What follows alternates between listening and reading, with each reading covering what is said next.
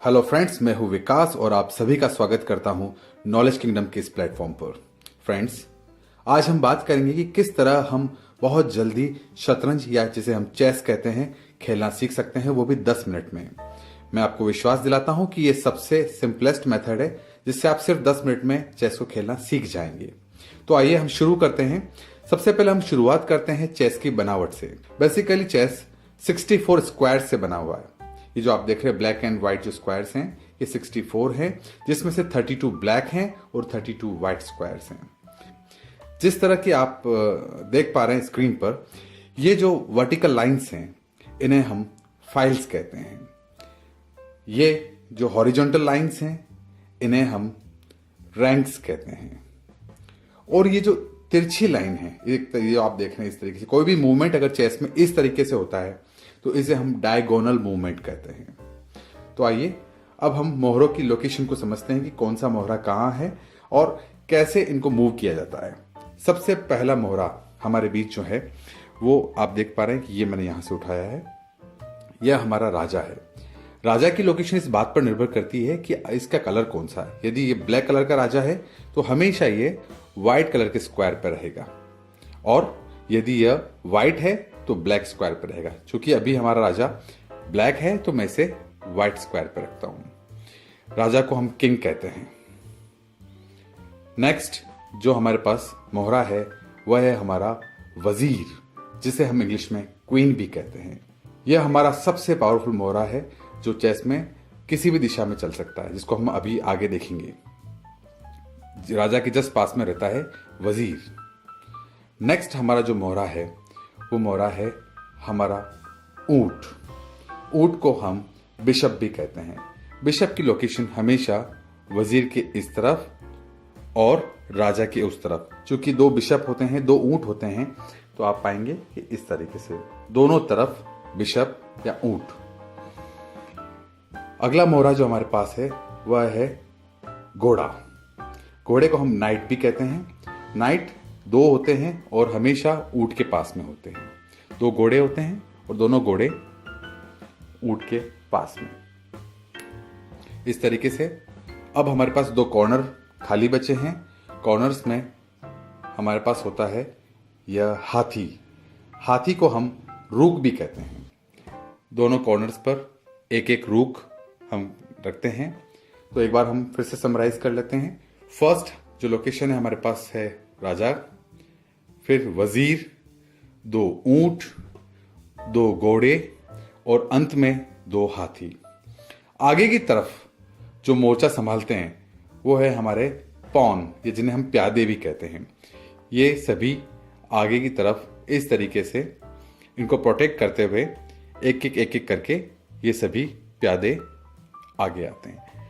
ये एक खिलाड़ी की पोजीशन है जो इस तरीके से यहां पर जमती है।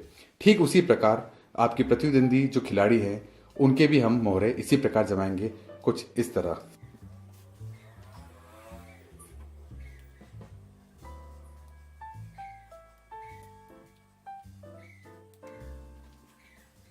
तो फ्रेंड्स, इस तरह हमारे दोनों खिलाड़ियों के मोहरे अपनी चाल चलने के लिए तैयार है।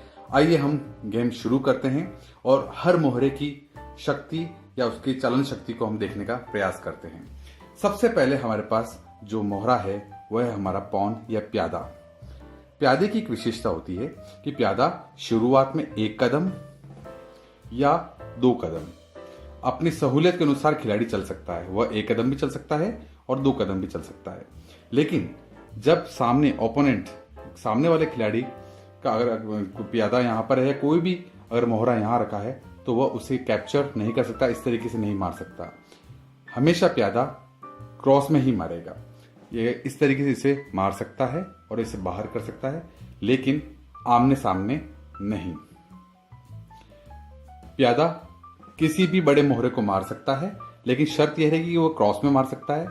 और यदि एक और नियम, प्यादा चलता हुआ यदि इस तरह आगे तक अंतिम जो रैंक तक पहुंच जाता है तो वह आगे चलकर कुछ भी बन सकता है।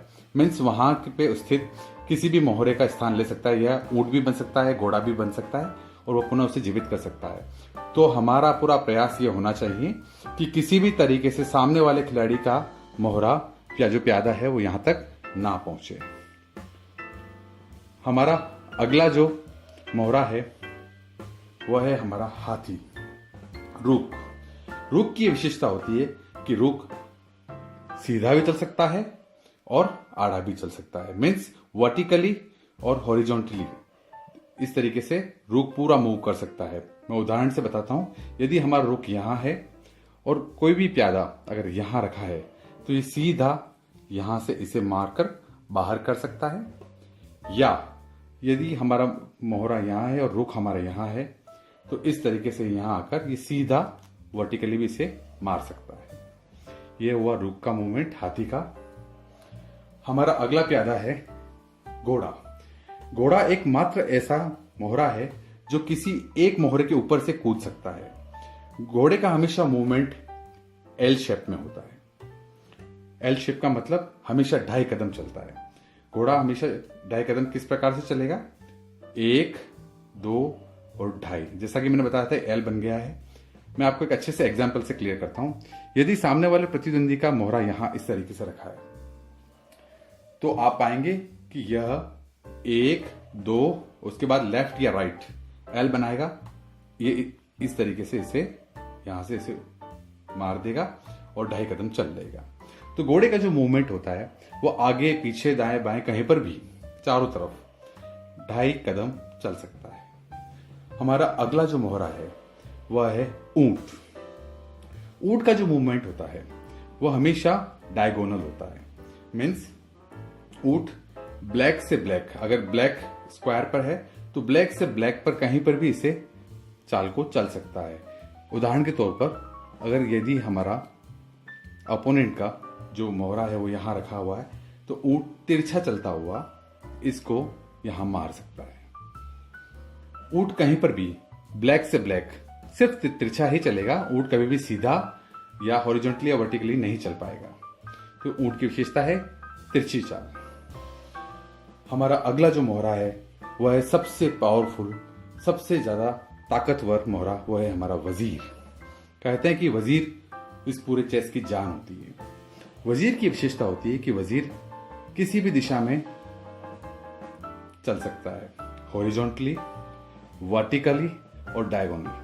कहीं पर भी किसी भी तरीके के मूवमेंट को उसको परफॉर्म कर सकता है। यदि कोई हमारे पास मोहरा यहां है तो उसे ऐसे भी मार सकता है, यदि कोई मोहरा इस जगह है तो वह उसे ऐसे भी मार सकता है, और कोई मोहरा यदि तिरछा रखा है तो इस प्रकार ऐसे भी मार सकता है। तो वजीर किसी भी दिशा में आगे पीछे चल सकता है। एक और विशेषता मैं बताना चाहूंगा हमारे राजा की। अंत में जो सबसे महत्वपूर्ण किरदार है वो राजा है।